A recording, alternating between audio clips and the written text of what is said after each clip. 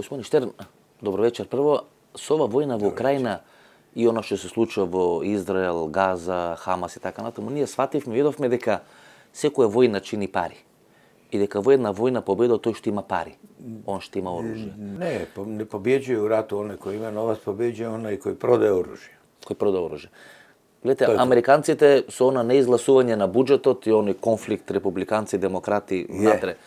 Ja smatram borbu za vlast u Americi borbu između velikog kapitala i još većeg kapitala. Значи тоа е борба на два големи капитали. To je dva ogromna sektora vojne industrije u Americi koji su nevjerojatno duboki i moćni kad imamo u vidu da svaka nekakva raketa ili svaki nekakav ubojiti teret koji se šalje donosi nekome negdje tisuće dolara po komadu, onda znamo da iza toga stoji interes onih koji to proizvode. A oni koji to proizvode, onda oni su ta duboka država, deep state, koji onda upravlja sa politikom te države.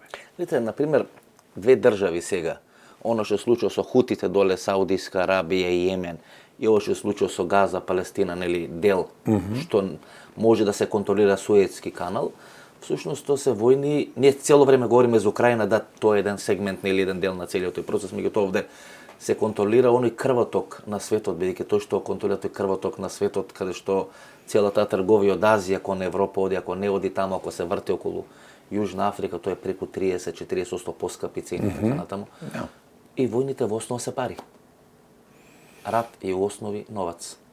Pa to je uvijek bilo i tako će biti. Uvijek su se ratovi vodili ili radi žena ili radi novca, a najčešće radi novca u cijeloj povijesti. I činjenica da su imperije nastajale i nestajale upravo iz tog razloga. Momentalno je podjela u svijetu takva da je proizvodnja oružja vrlo lukrativna, kupaca puno, oni imaju razne izvore financiranja i jasno onaj koji ima više novaca ima više oružja.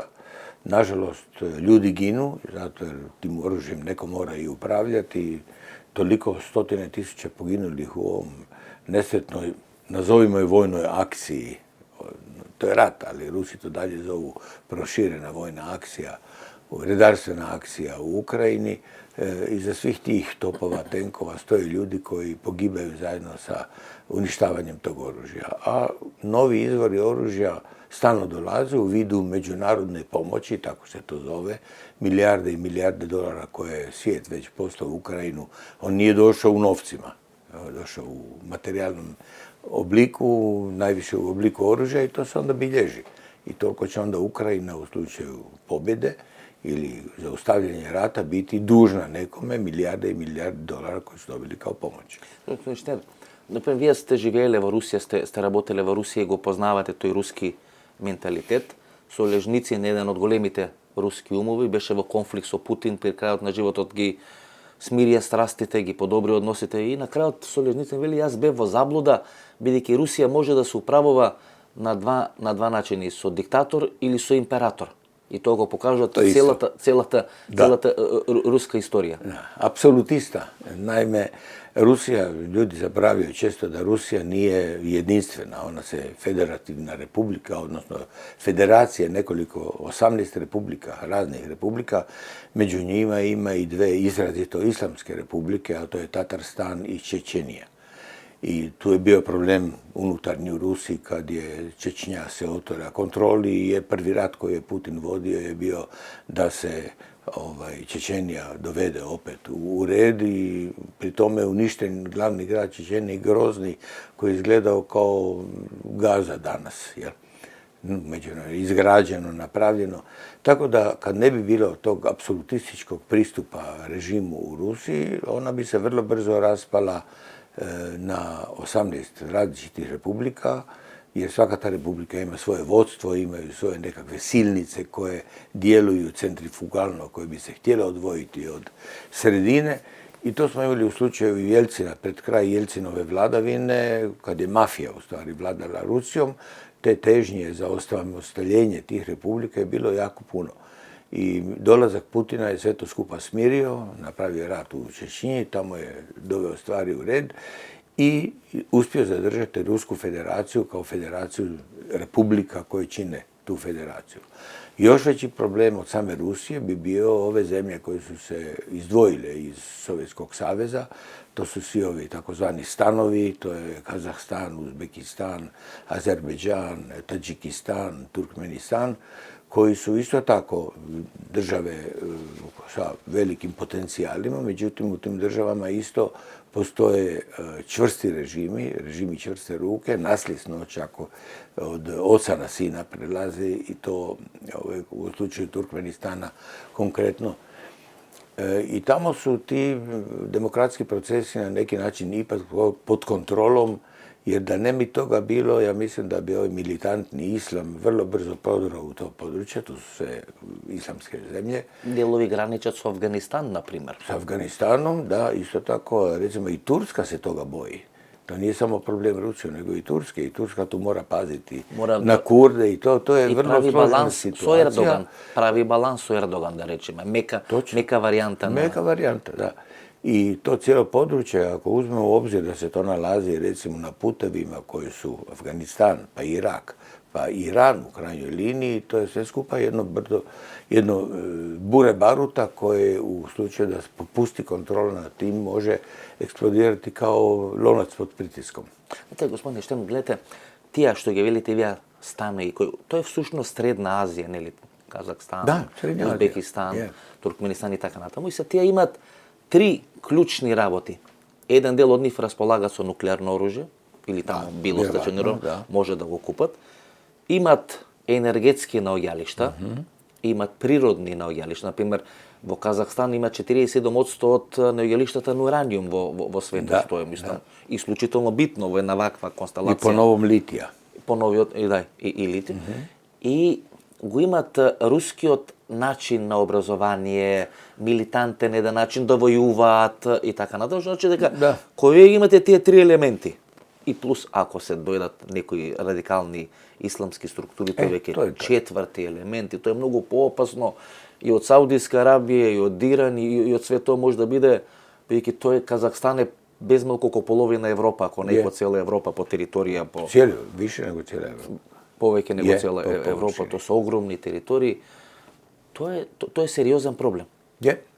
I neko ko o tome razmišlja i oni ljudi koji o tome odlučuju trebaju to imati u vidu i moraju stalno o tome razmišljati da ukoliko se stvari promijene na jedan način da bi došlo do slabljenja centralnog režima u Rusiji, ne govorim da je to Putin ili neko drugi, da bi te centrifugalne sile rastavljale Rusku federaciju i da bi mogli doći do jednog neočekivanog, nagle promjene situacije kao što je recimo raspad Sovjetskog saveza, odnosno Sovjetskog bloka, iznenadio čak i Amerikance. Kad je pao Berlinski zid, niko nije očekivao da će se ti događaji tako brzo odvijati i da će se doći do takvog brzog pada jednog carstva koje je izgledalo moćno, tvrdo, da će na jedan put sve zemlje koje su bile Poljska, Slovačka, Čehoslovačka, Mađarska, Litva, Pribaltika, da će se na takav brzan način osloboditi i izaći iz tog stiska bivše Sovjetskog saveza. To je zasluga u svakom slučaju Gorbačova, da je on to omogućio i dobro da se to dogodilo, ali kad bi se tako nešto dogodilo sad sa Rusijom i njezinim južnim susjedima, mislim da bi to promijenilo kompletno političku kartu svijeta. To bi bilo mnogo poopasno, mnogo poturbulentno отколку распадот на Советскиот сојуз. Знаете, сега дел од овие бивши советници на Владимир Путин, па дел и нови советници кои се уште го советуваат, нели оние главни идеолози, тие кажуваат една работа дека Путин всушност сака Советскиот сојуз, но со поголемо количество на стоки за потрошувачка. Нели, ако Советскиот сојуз имаше проблем на стоки за потрошувачка, проблем на угодно живење, на луксозно живење, сега Путин сака да ги спои тие две работи и полека Русија се движи кон некое во наводници милитантно друштво, каде што веќе 7% од бруто домашниот производ се троши на таа воена индустрија. Значи, се смета дека може да се стигне некаде до ниво од 9%, тоа е ниво или рамниште уште од времето на Советскиот сојуз. И кога Советскиот сојуз всушност во таа битка на вооружување ја изгуби финансиски битката со американците, со Леви, со Кока-кола, целиот тој нели спектар, Може ли во Русија да се влезе во еден таков процес, кога нема да има тогаш опозиција? Тога секој дел од оваа елита која ќе биде спротивставена на тоа едноставно ќе исчезне. Русија ќе мора во наводници да се милитаризира во општеството, медиуми, олигархија и така натаму. Ако не се направи тоа, ќе бидат прогласени за предавници. Вие сте биле тама, затоа ве прашувам. Ја дам тезата за да можам да полемизирам со вас околу тоа прашање. Ne samo Rusija, nemoj zaboraviti da za vrijeme Sovjetskog saveza on širio ideologiju komunizma po cijelom svijetu. Angola, cijela Afrika, Kuba, Afganistan, sve te zemlje su bile povremeno pod utjecajem Sovjetskog saveza. Tako da ja mislim da nekakva imperialistička Rusija više ne postoji. Ja mislim da Putinu nije na kraj pameti ponovo uspostaviti Sovjetski savez. To viču ovi oko njega da se na neki način više baci nekakva težina na to. Sad Putin neće stati na Ukrajini, sad će ići na Poljsku, pa će ići na Slovačku. Ja ne vidim načina da se više Rusija vrati u tu situaciju koju je bio Sovjetski savez. Освен во текот на Втора светска војна, Руси никогаш нема стигнато толку далеко. Осим у току Другog светскog rata, Rusi nikad nisu stigli toliko daleko, ruski tenkovi koji su stigli do Berlina. Niti su oni imali za to interes, oni ne mogu time upravljati. Oni su shvatili slom komunizma kao gospodarskog modela za upravljanje ekonomijom državom. Ali ono što se sad dogodilo u Rusiji, zahvaljujući sankcijama koje su im uvedene, Rusija je počela proizvoditi puno toga u ovom industrijskom sektoru koji nikad prije nisu radili. A oni su imali naftu, plin, zlato, sve što su proizvodili, prodavali i za to su kupovali automobile, kupovali su televizore, kupovali su robu široko potrošnje i hrane. Sad su ove sankcije uvele do toga da su oni promijenili model gospodarstva, jasno to je trajalo neko vrijeme, još uvijek traje, i oni više toga proizvode sada doma nego što su proizvodili prije. To utječe jasno na porast BDP-a u Rusiji i ta izdvajanja za vojsku su onda čak i jednostavnije i lakše nego prije, kad su oni morali posezati za skupim kreditima da bi davali 7% budžeta za vojsku. Tako da, sankcije su, ja sam osobno uvijek bio protiv sankcija kao oblika političke borbe, zato jer se uvijek nalazi načina za izbjegavanje sankcija i u tome se stvori opet jedna klika ljudi koja to koristi. Sankcije na izvoz nafte, recimo. Amerikanci su rekli možete kupovati rusku naftu samo ako je kupujete po $60 barel. I to je oblik sankcije. Onda dođu neki, kupe po 60, a nama prodaju po 80. I tu se stvori novac, ogroman novac. Mi čak i ne znamo koliko milijardi dolara se na taj način napravili, otišlo u ruke ljudi koje mi čak ne znamo ni kontrolirati. Govori se o floti brodova, tih fantomskih brodova koji prevoze rusku naftu, zato jer normalni brodari neće dirati robu koja je po sankcijama. Ali stotine supertankera plove svijetom noseći i vozeći rusku naftu koja čak završavaju u Americi, usprkos sankcijama. Pa dobro, tije imati svoje benzinske crpke, kako vi kažete. Da, u Americi. Lukoil nije po sankcijama, pa i dalje može imati. Može u Amerika da raboti Lukoil. Sve te sankcije, evo, sankcije na kompanije koje su morale napustiti Rusiju radi sankcija. British Petrol. Coca-Cola je izašlo, McDonald's je izašao, a Burger King je ostao. Da. I šta im se dogodilo? Ništa. Ništa. Tako da sve to skupa, čim nisu sankcije sveobuhvatne, ako nisu donešene od Ujedinjenih naroda, a ne bi mogli biti donešene zato jer u Vijeću sigurnosti sjedi Rusa, ima pravo veta.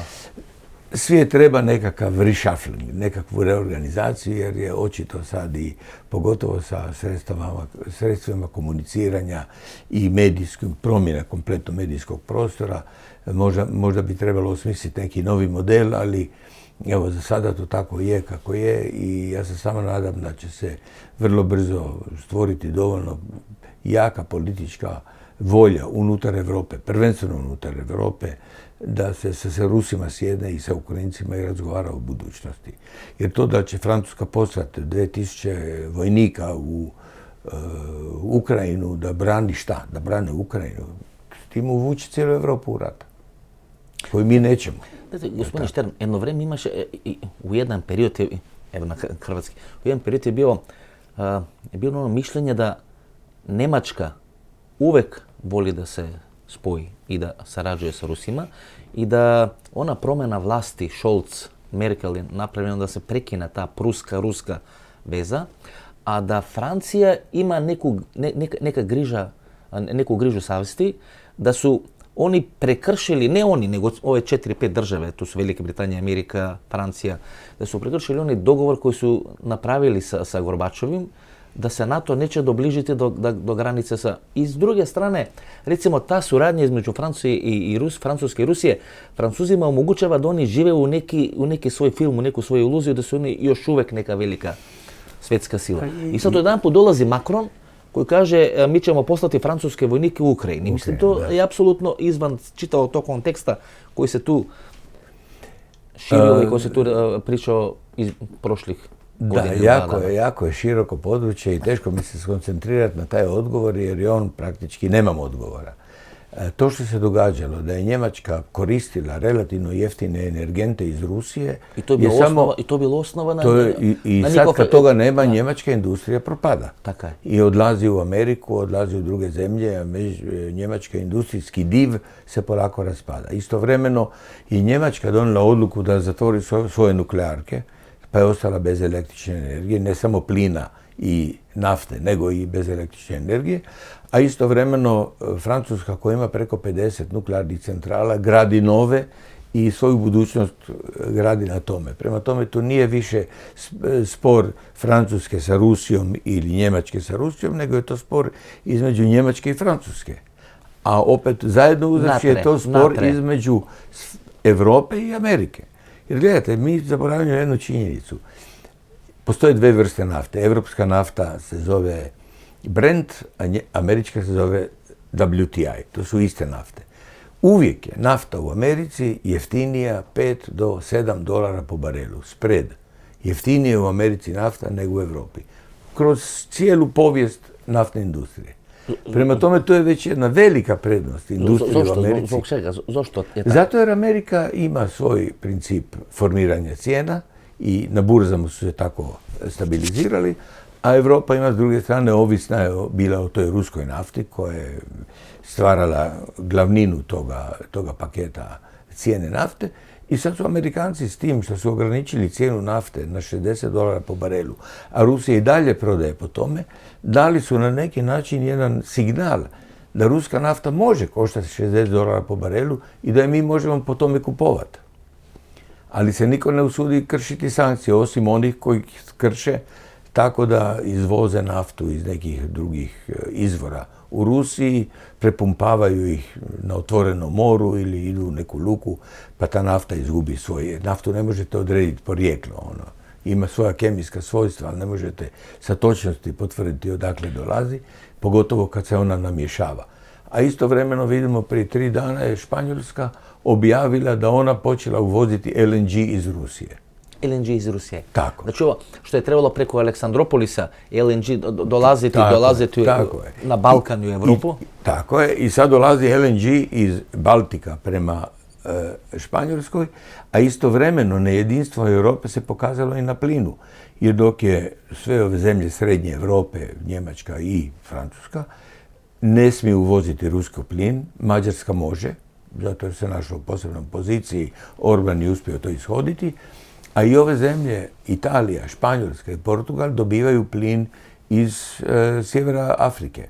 Oni cijelo vrijeme dobivaju plin iz Alžira, Magreba i Maroka i njima je svejedno za to. Onda ne možemo govoriti o nekoj uniji koja ima zajedničke ciljeve i zajednički pristup prema tim sankcijama koje je uvela Amerika, a prihvatila Europa, s tim da Europa nije prihvatila sve američke sankcije. Jel?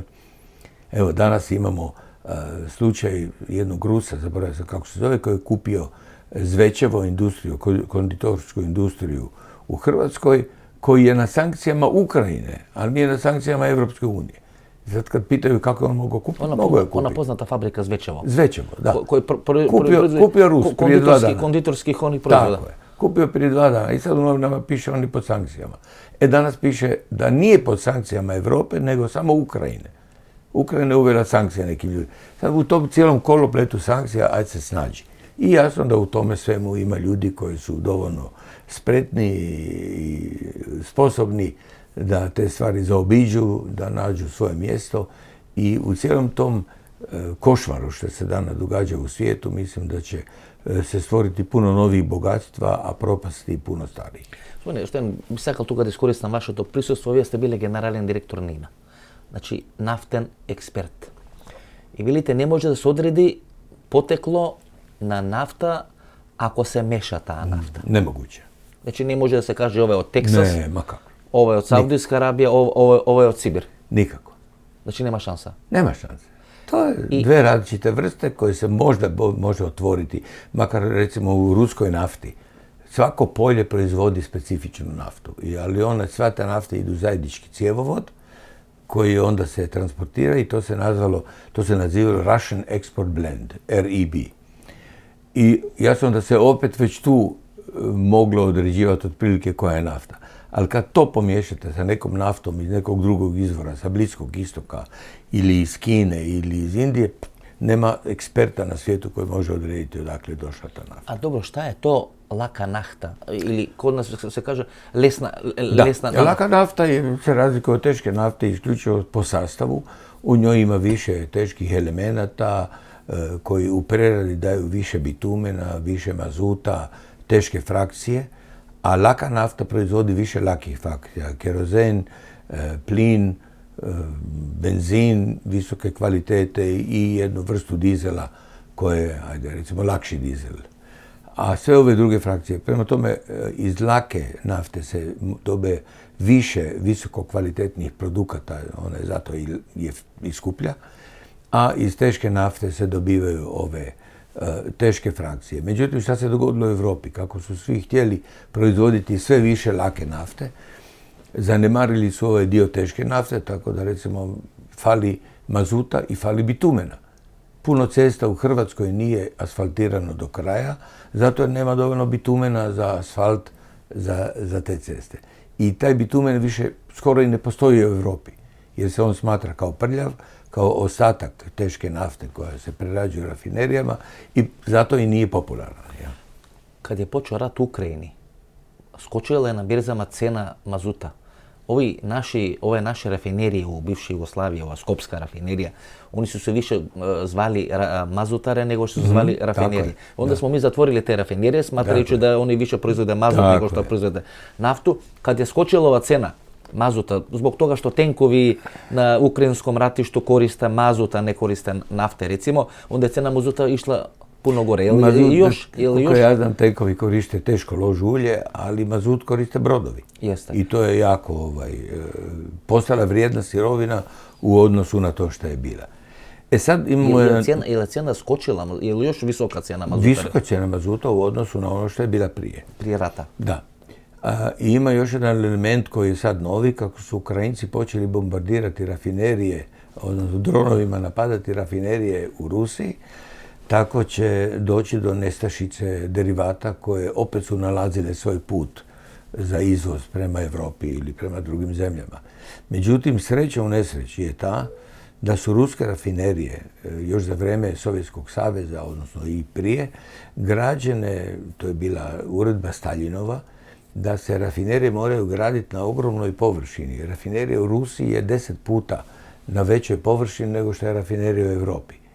Zato da se u slučaju bombardiranja rafinerije, da se pogoni nalaze daleko jedan od drugoga. Aha, znači možete da ne pogoditi da se ne sravni cijela, vi danas da neko ide bombardirati rafineriju u zapadnoj Europi, on jednom bombom ili dvije može uništiti trajno cijelu rafineriju.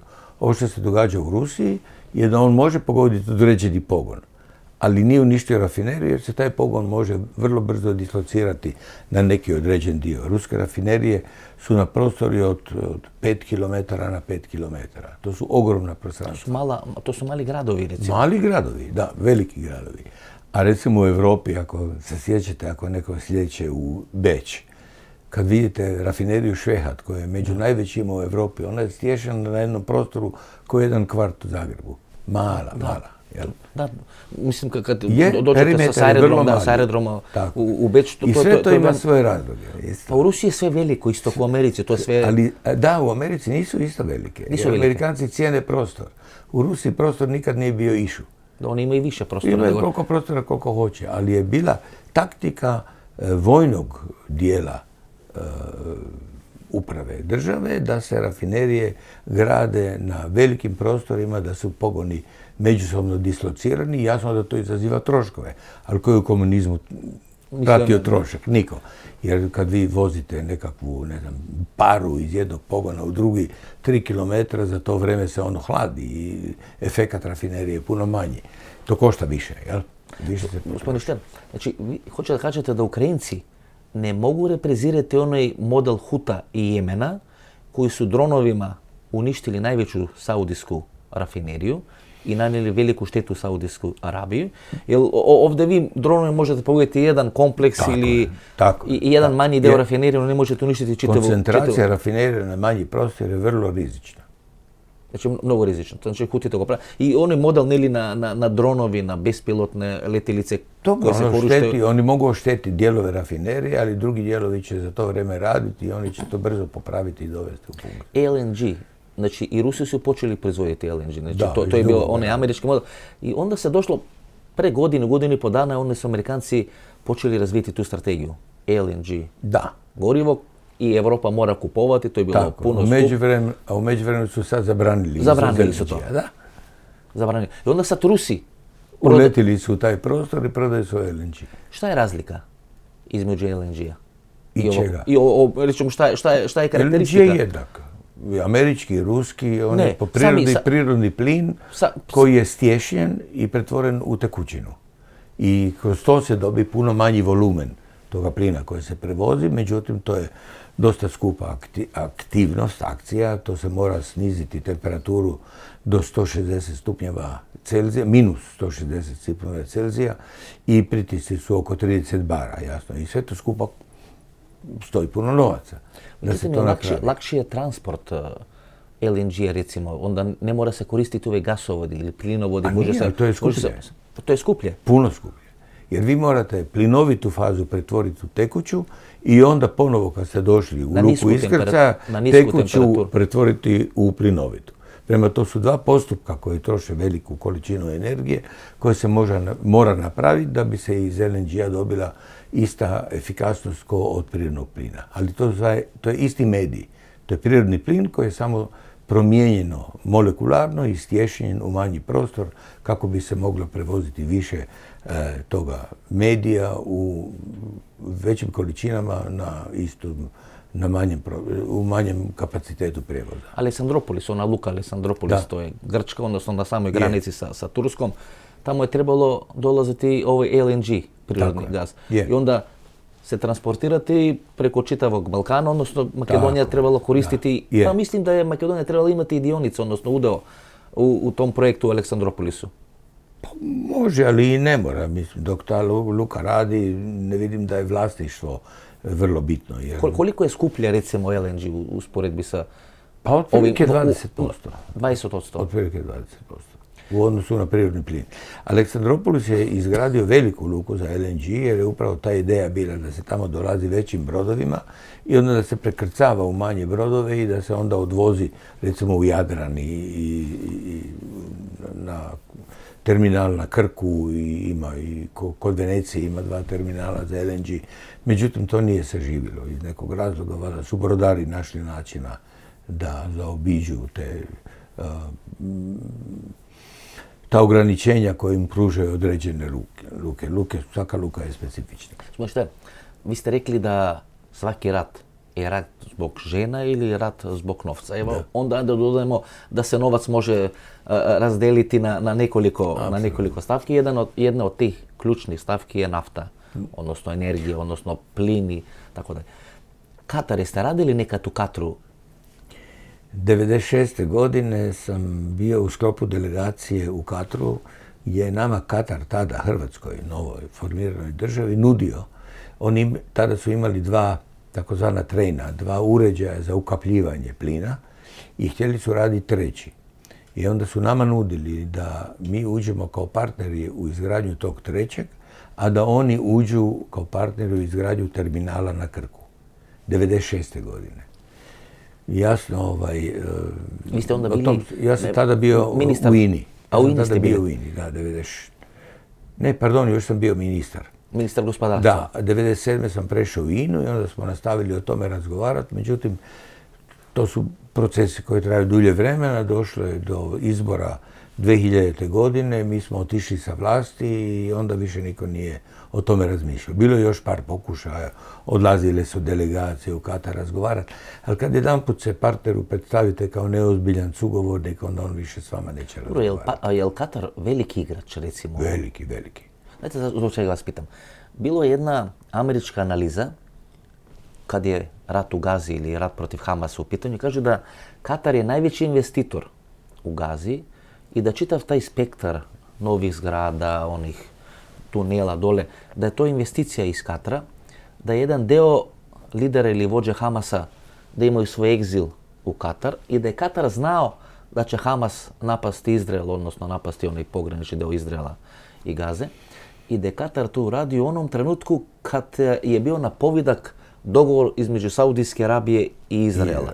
I onda je ta neka nafta koja bi iz Indije išla ovamo preko Izraela, preko Saudijske Arabije, dolazila tu do zapadnu Evropu.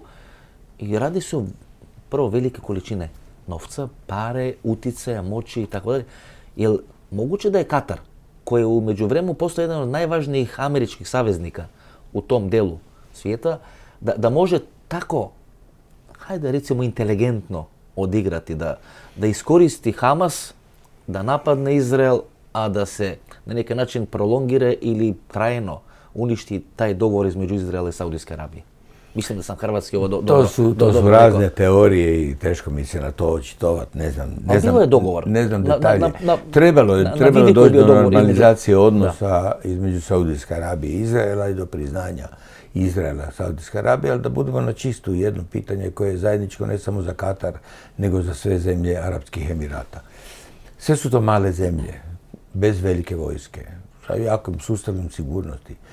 Da Hamas, odnosno militantni dio islama, ili Hezbollah, ili Fatah, ili bilo ko drugi, hoće napraviti u tim zemljama problema, oni to mogu napraviti bez problema. Kako što Hezbollah pravi u Libanu, recimo? U Libanu, tako je. Ali to su sada interesi. Iran stoji iza Hezbollaha, iza Hamasa stoji muslimanska braća, odnosno oni su i treći Džamal al-Islamija, opet jedan, ima tih nekoliko skupina terorističkih organizacija koje su protiv Izraela, ali sve te zemlje zaljeva, ja sam uvjeren da plaćaju svoju sigurnost. Ko što je nekad Dubrovačka republika čuvala sigurnost od Turaka. U jednom mjestu se zvao Zlatni potok, još uvijek se zove to potok jedan koji na ulazu u Dubrovnik teče dolje. Tamo su se našli delegacija Dubrovnika i delegacija turskih sultana i tamo se davao novac. I zato se to zvao Zlatni potok. I s tim su oni kupovali svoj mir. Bio je dogovor da Turska neće osvojiti Dubrovačku republiku. Jer Dubrovačka republika je bila isto tako mala. Ona nije mogla sebe obraniti. Da su Turci odlučili ući u Dubrovnik u 2 dana je gotova stvar. Da. Ali su oni stotinama godina plaćali, prvo su plaćali Mlečanima, odnosno Venecijanskoj republici, isto tako pravo za prolaz brodova kroz Jadran. Oni su bili poznati kao veliki brodovlasnici i trgovci, a istovremeno su plaćali Turcima za taj mir na južnoj granici. I čuvena dubrovačka diplomacija ili poklisarstvo se to zvalo tada u to vrijeme. Imali svoje misare koji su hodali po raznim zemljama i kupovali svoju neovisnost i slobodu. Vidite, uvijek se govorilo da Turska i Katar je jedna strana, jedan deo, a da su Saudijska Arabija i Egipat druga strana. I to je ona podalba ISIL i Al-Qaeda. Jedni su bili za ISIL, drugi su za Al-Qaeda i to je ona globalna podjela. Da, ali zaboravljamo da ima i Hezbollah i da ima Fatah. To je malo šiitski. Tu je to problem da se i unutar arapskog svijeta nema jedinstva i da će među njima uvijek biti trvenja između šita sunita. A Katar uvijek ima dobre odnose sa Iranom, jer dele onaj najveći izvor prirodnog gasa ili plina, kako vi ovdje kažete u Hrvatskoj. Da, teško je odrediti granicu. To je u moru. To je u moru i niko ne zna čiji je, ko je. Da je Katar čekao da Iran izađe iz ekonomske krize, da mogu zajedno eksploatirati taj deo. Znači nije htio Katar da uđe u konflikt sa Iranom. Da, recimo. jasno, pa niko neće ući u konflikt, Amerika neće ući u konflikt sa Iranom. Ne. Prema tome, Iran je postao respektabilna vojna sila i toliko godina je prošlo od kad su oni na vlasti mule, da se s njima treba ozbiljno računati. Jeste radili nekad u Iranu? Recimo, Čiro Blažević je bio selektor Hrvat. Ja sam bio u Iranu kao ministar u hrvatskoj vladi i jako su nas lijepo primili. I ja sam bio iznenađen napretkom u Iranu i načinom života u Iranu. Ali tada, to je bilo prije 25 godina, još taj... Je ona teorija tu u Hrvatskoj da vi imate neko iransko poreklo, pa šahovnica, neko govori pa Tuđman i tako dalje. Neko iransko pleme koje se zvalo Harahvati, Jeste, da su to u stvari prijeteće Hrvata. Ali onda to ruši teoriju o Ilirima. Tako da, evo, moram priznati da nisam baš jako upućen u te dijelove, ali znam šta govori. Dobro. Uglavnom, Iran mi se pokazao kao jako napredna zemlja sa ozbiljnim... Uspeo sankcije preživjeti. Sankcije preživjeti, ali nisu te sankcije bile toliko oštre. One su nastale nakon Iransko-iračkog rata. Da, ali onda je, kako je došlo do pada Sadama Huseina, to se sve skupa razblažilo. Ja?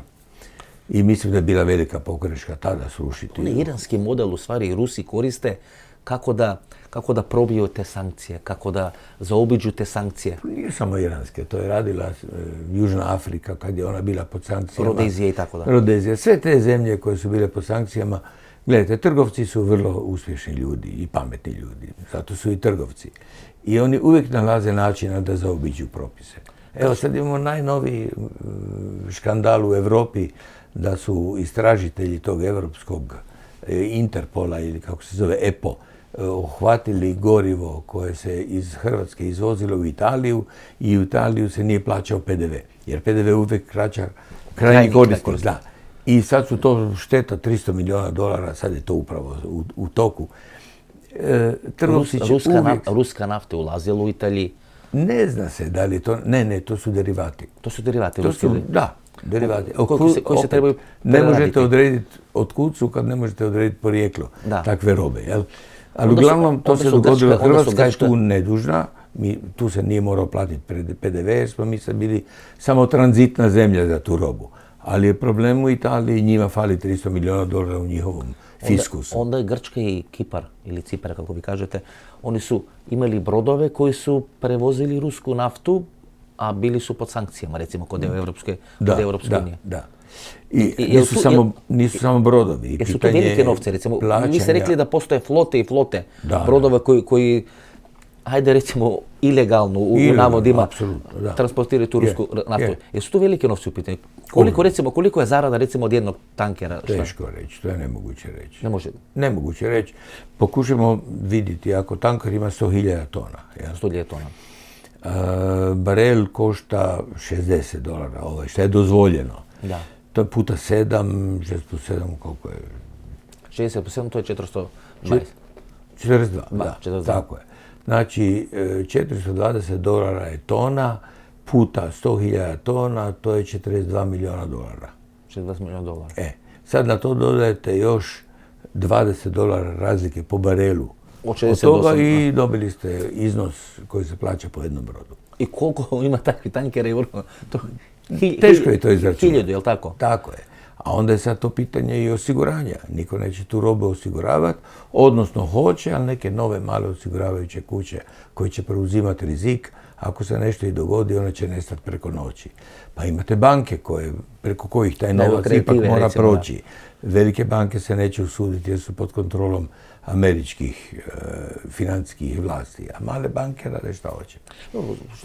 Ove velike naftene kompanije, recimo British Petrol, koji su morali napustiti rusko tržište i ostaviti svoj kapital tamo, ostaviti dionice svoje u nekim ruskim kompanijama tamo.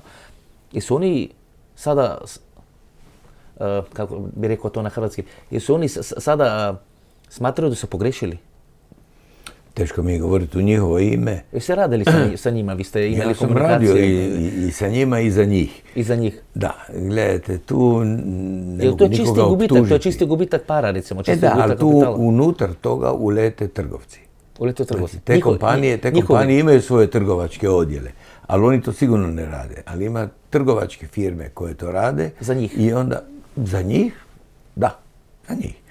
i ne mogu ja tvrditi da oni krše sankcije, ali sve te kompanije su zadržale odnose. Rex Tillerson, koji je bio vrlo visoko postavljen u administraciji Trumpove administracije, on je bio direktor Exxona, koji je imao u Sahalinu sa Rusima ogromni projekt za proizvodnju nafte. Ja ne vjerujem da su oni iz toga potpuno izašli van. Sigurno su ostavili korijene. Meni je žao da je Hrvatska, mi smo svojevremeno, dok sam ja bio u INI, kupili jedno naftno polje u Rusiji, koje se zvalo Bijele noći, koje dan danas proizvodi više nego što Hrvatska može potrošiti nafte. I recimo u takvom slučaju postavlja se pitanje da li je nafta koju hrvatska kompanija proizvodi u Rusiji, ruska nafta ili ona izvan sankcija. Jer ako smo mi kupili to naftno polje i sami proizvodimo tu naftu, imam pravo dovesti u Hrvatsku. To nije ruska nafta, to je moja nafta.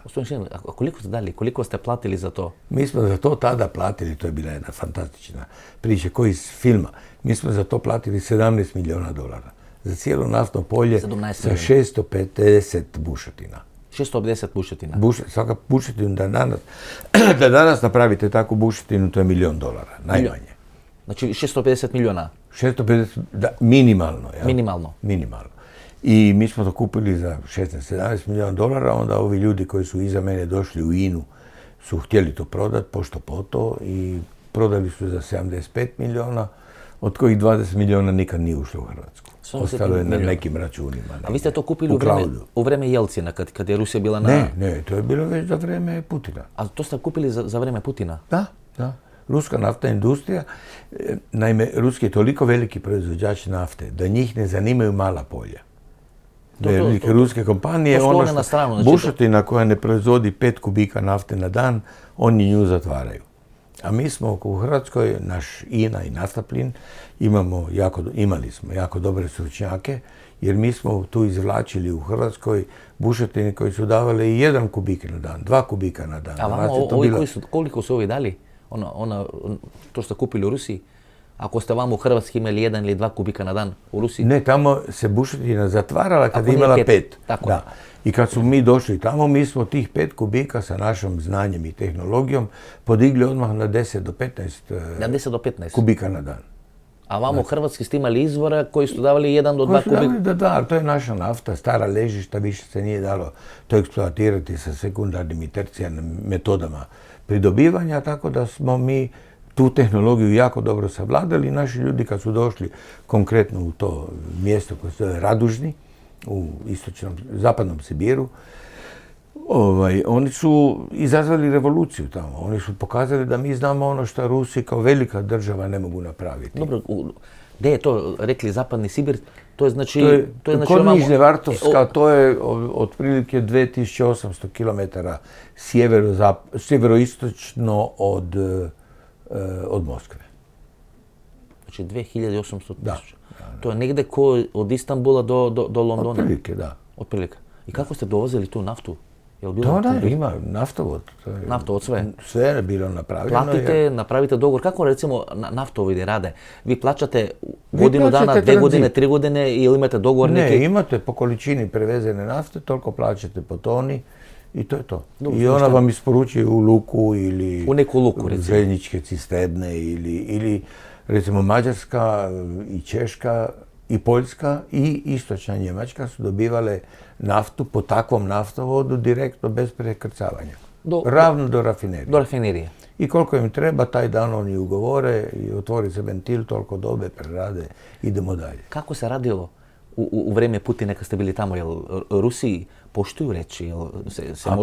Jel su profesionalci? Profesionalci, ne samo profesionalci, oni su pošteni. U mom slučaju. Rusi? Ja u 16 godina nisam u Rusiji doživao nikada da me neko prevario. Nikada? U poslu. Nikada. Što ne mogu reći za Ukrajinu. Tamo sam imao 2 puta slučaj da je rafinerija robu koja je bila moja morala dati državi zato jer nije bilo dovoljno derivata na tržištu. Ali nam nisu platili. Međutim, ne mogu sad kriviti Ukrajince kao takve. To je možda bio modus operandi u to vrijeme. Ali u moje vrijeme kad sam radio u Rusiji, riječ je bila riječ, stisak ruke, bio stisak ruke i nikad mi se nije dogodilo da mi je niko rekao ne važi. To je onaj period kad je KGB ponovo preko Putina došao na vlast, kad je ruska mafija već polako klizila. Ja imam jako dobra iskustva i sa mafijom. Sa mafijom imate dobro iskustva? Da. Koje su ta vaše iskustva sa mafijom? Gledajte, u neko vrijeme, kad je za vrijeme Jelcina, je mafija dobivala, naime, Ruska pravoslavna crkva je dobila od nove države, Rusije, nakon Sovjetskog saveza, puno novaca za obnovu starih crkava, odnosno crkve koje je Staljin svojevremeno srušio. Tad Staljin srušio nekoliko tisuća crkava za vrijeme Staljina su bile srušene.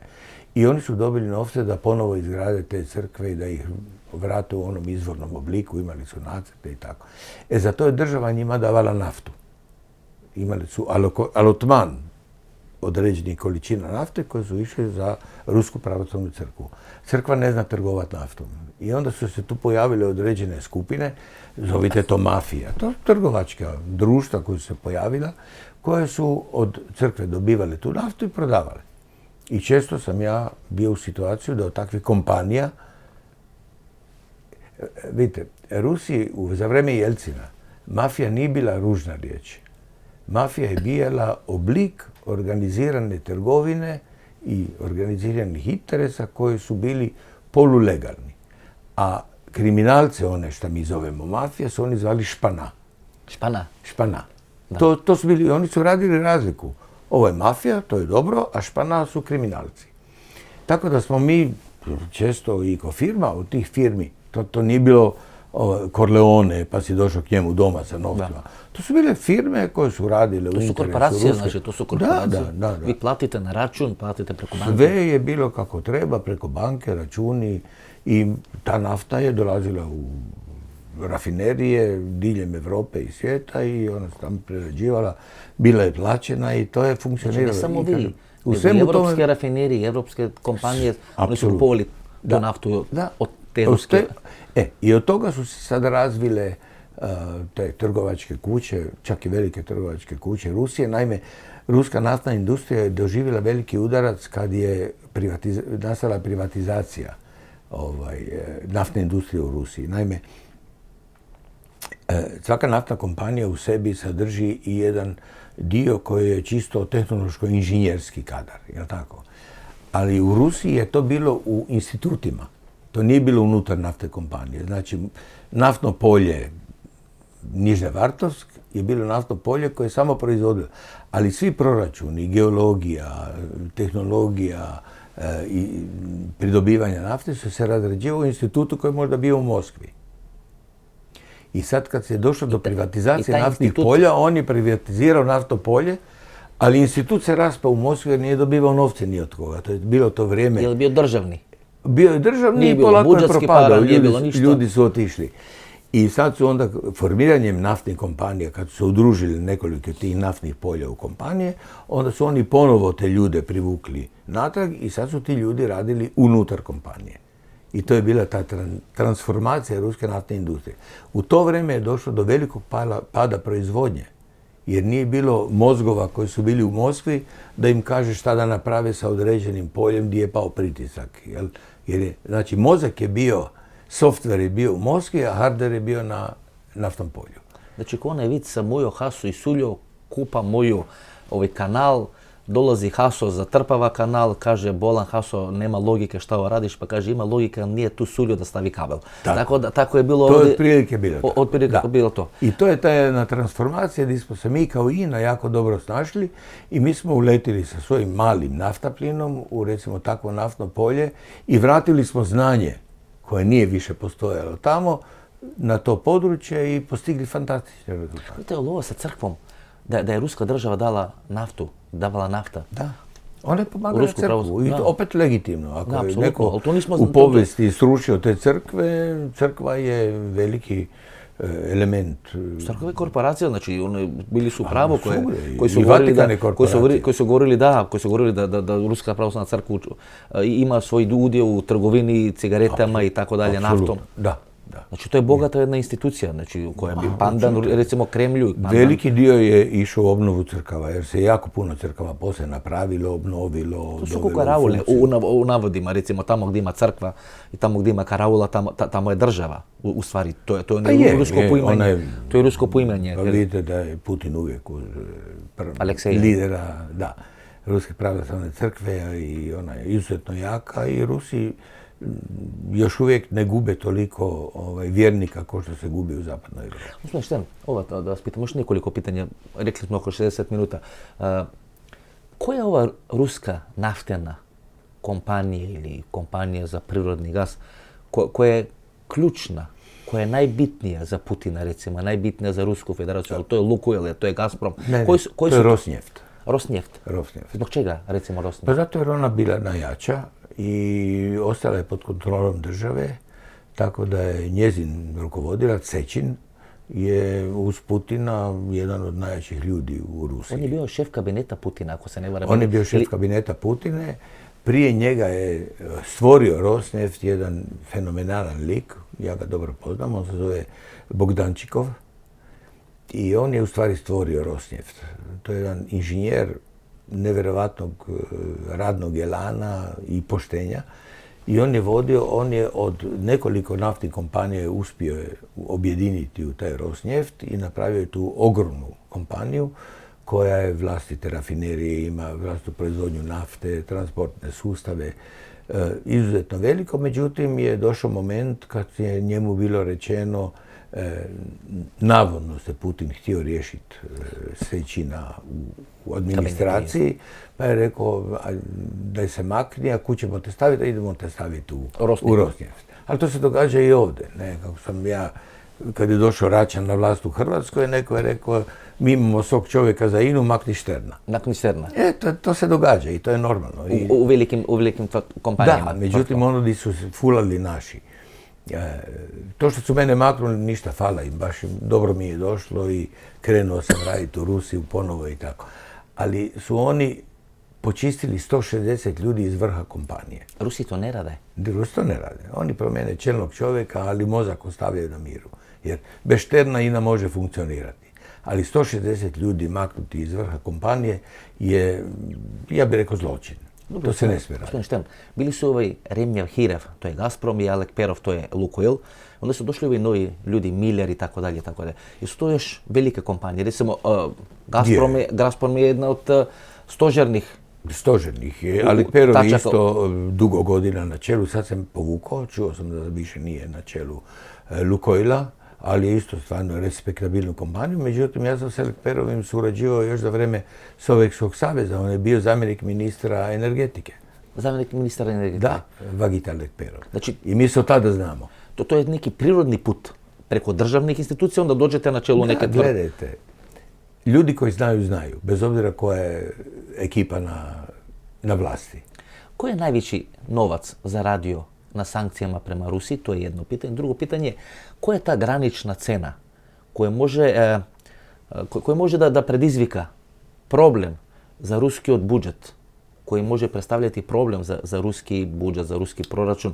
Recimo ta donja granica ruske nafte, ruskog plina, koja je ispod te granice, ispod te crte, ako ide cena derivata, da Rusi imaju problem kako finansirati svoju armiju, svoju vojsku, svoju administraciju, svoju državu. Nema granice. Ja mislim da tu nema granice i kad su počele sankcije, ja sam to rekao pa su me poslije napali da sam rusofil i ne znam šta. Ja sam živio u Rusiji u vrijeme Sovjetskog saveza kad je bilo opće siromaštvo. Ali su svi bili siromašni. Međutim, svi su mogli kupiti kilu kruha, kupili su neku kobasicu, kupili su vodku, dobivali su stan, kupili su vodku, plaćali su telefon mizerno, metro nije ništa koštao. Ali znate šta, svi su bili jednaki i svi su bili zadovoljni. Problem načne kad počnu razlike. Sada se rusko društvo razvilo, pogotovo u većim gradovima, stvorio se ponovo srednji sloj. Ali ima i bogati Rusa. Ima izuzetno bogatih Rusa. One priče o bogatstvu Putina, jahte, za to ne znam, vile, dače, hacijende i tako. Znam za neke njegove bliske i ne moraju biti suradnici. Spretni ljudi su se snašli i postali su izuzetno bogati. ali istovremeno je srednji nivo standarda u Rusiji porastao. Tako da se ti Čima ljudi... srednja klasa? Srednja klasa. Ponovo se pojavila nakon što je komunizam nju uništio. Ona nije postojala. Recimo, kineski problem je da se stvorila srednja klasa, Da. koji zarađuju $1.000-1.500 i kažu da ta srednja klasa, znate, ta se klasa ne zadovoljava samo s time da ima dovoljno novca ili da može putovati Evropom. Jer ta klasa hoće da radi, hoće da bude sigurna, hoće da bude smirena, da ne dođe neki komunistički lider tamo u nekoj provinciji u Kini pa kaže vi morate to da radite pa smini, tako dalje. I ta klasa onda na kraju ipak zatraži poveke stranački sistem ili poveke partijski sistem. Dobro, partija... I onda se ruši monolit komunističke partije. Znači nešto slično će se desiti u Rusiji. Kad dođe srednja klasa koja ima više novca, onda će ona tražiti malo više demokratije, da će više tražiti autoritarnim... Upravo i ruski i kineski vođe i tako dalje neće dozvoliti da do toga dođe. Mislite da su jači nego onaj prirodni stremeš? Imaju instrumente u rukama, institucije. Ima instrumente. Da, vidite, svaki toliko u Kini nestane neki od biznismena. Pa vamo i u Rusiji jeste, pao s prozora, letio, je. To se događa. Dobro, ja mislim da je u Rusiji više to rezultat unutarnjih obračuna među tim grupama, klanovima. Su to moćne grupe, to su milijarde i milijarde. Milijarde, to su ogromni novci. Vidite kako on zbrisao Hodorkovskog, pa Jukosa, pa sve ovi. Dobro, Hodorkovski, gledajte, da on nije pokazivao političke ambicije. On bi ga ostavio. Mislim da bi ga ostavio, ali Hodorkovski se pojavio, nije problem kad se Putinu pojavi nekakav protukandidat među onima koji su bili 4 sada, koji su nisu naročito moćni. Koji može namazati na lepo. Hodorkovski je tada već imao $10 milijardi. To je puno para. Šta nije malo novaca. S tim je on mogao financirati puno elemenata. I kampanju. Dolaska na vlast. Onda su mu izvukli nekakav slučaj gdje on nije ispunio uvjete iz privatizacije neke tvornice. On je pao na tome. Nije on pao na nečemu. Izvukli su mu neku pravu stvar gdje nije dokapitalizirao nešto što je trebao. I onda su mu to uzeli. I onda se on pojavio sa političkim, došao je sa političkim ambicijama koje su bile, kao prvo imao puno novaca, što nije bilo dobro, i kao drugo on je Židov. Da. I to su dva elementa koje Putin nije htio dozvoliti. Deka je Evrijen, deka je Židov. Tako je, pa ne može zamisliti. Predsjednik Amerike ne može biti Židov, budimo realni. Koliko god su oni jaki u nekakvom establishmentu, to neće biti nikad. Ali čitava ruska istorija je prožimana židovskim elementima, židovskim kapitalom. Oni su uvijek bili prisutni, pa su bili razdoblja kad su ih volili, pa ih nisu volili, pa su ih proganjali, pa je bilo pogroma i tako. Oni su nalaze utočište baš u Rusiji. U Rusiji, da. I Rusija se vrlo korektno prema njima odnosila, jer Rusija shvatila da ti ljudi sa sobom nose znanje i novac. Isto i Turci. I Suleman, i onda kad su Židovi bežali iz Španije, iz Portugalije, oni su našli u Solunu. Da, veliki dio oligarha je židovskog porijekla, ali niko od njih ne pokazuje interes da se bavi politikom. Znači, čim dođe Židov da se bavi politikom Rusijom, nije zdravo. Nije zdravo da se bave politikom. Evo, tako smo počeli, tako da završimo. Konflikt Biden-Trump je u stvari konflikt između bogatih i još više. I još bogatijih. I kako će se to završiti u Americi? Jel može Amerika, znači, jel tamo gdje ima para, onda ima i kompromisa, recimo, ali tamo gdje ima para, onda ima i ratova. Tako da, gdje će to ići? Jel kompromisa ili u zaoštravanju situacije?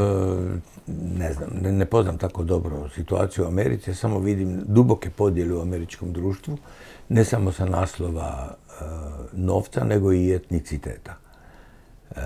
Ti ljudi koji su došli, tih priliv, stotine tisuća Španjolaca na južnoj granici Amerike, odnosno Meksikanaca, pardon, govore španjolski pa mi uletio Španjolac, koji ulaze bez kontrole granične i tako dalje, nije slučajan. S tim se povećava broj ljudi koji će negdje u jednom trenutku glasati.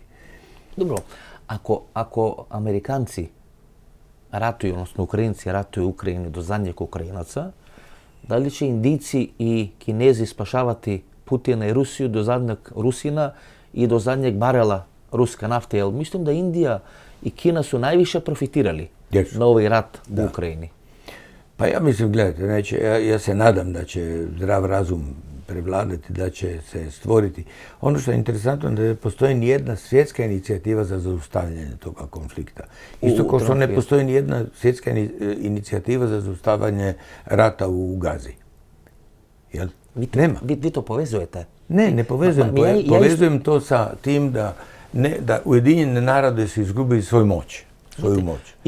I konflikt u Koreji je zamrznuti konflikt. Tako je. U Vijetnamu se to prevladalo.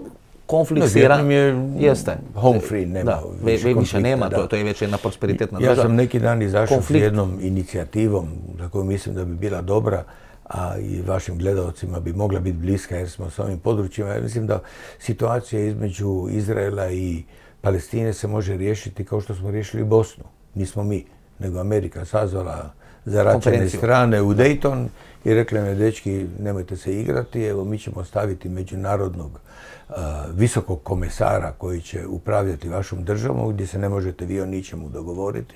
I onda su stavili visokog predstavnika sa cijelim svojim tijelom i koji je uveo u Bosnu valutu, uveo je registarske tablice, formirao je zastavu. Oni se već oko zastave mogli dogovoriti. Pa je Pedi Ešdaun rekao, zastava će izgledati ovako i gotovo. Tablice na autima, registarske će biti ovako. Sve elemente državnosti, neće stajati Mostar, neće stajati Sarajevo. Sve ono što je trebalo biti. Dobro, i tamo i dalje ima problema, vidimo, jučer napad na Šmita. Ali da toga nije bilo, ja stalno pitam šta bi bilo. Stalni konflikt i rat. Šta će Putin raditi? Evo zadnje pitanje, jel može izdržati? Ja mislim da može. Rusi su dokazali u najgorim vremenima da oni mogu jesti travu, a da se neće predati.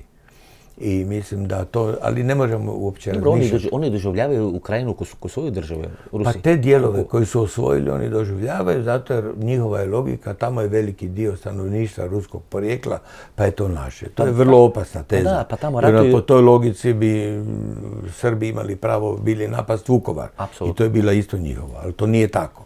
Prema tome ja se tu ne bi opredjeljivao po tome, ali istovremeno su Ukrajinci stvarali i određene probleme ruskom stanovništvu još od 2014.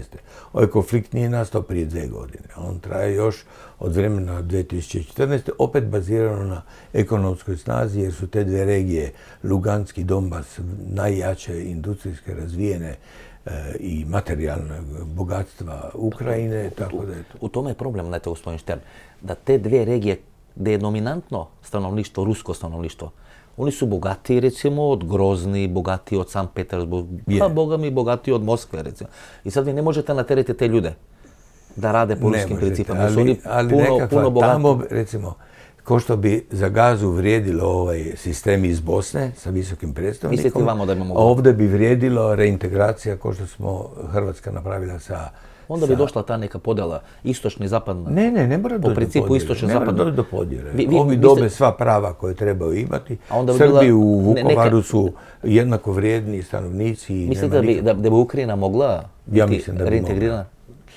Tu bi uveo sistem reintegracije u Ukrajinu, s kim bi se Rusija mogla složiti, a u Gazi bi uveo sistem civilnog upravljanja. Oni su promijenili Ustav, Rusi recimo glasali na referendum i tako dalje. Ma dobro, znate kako se referendum stvara. Postavi se pitanje tako da ne možete reći ništa osim da. A onda se postavi novo pitanje. Tako je. Hvala puno, puno ste nam odgovorili. Sve najbolje. Hvala lijepa. Hvala.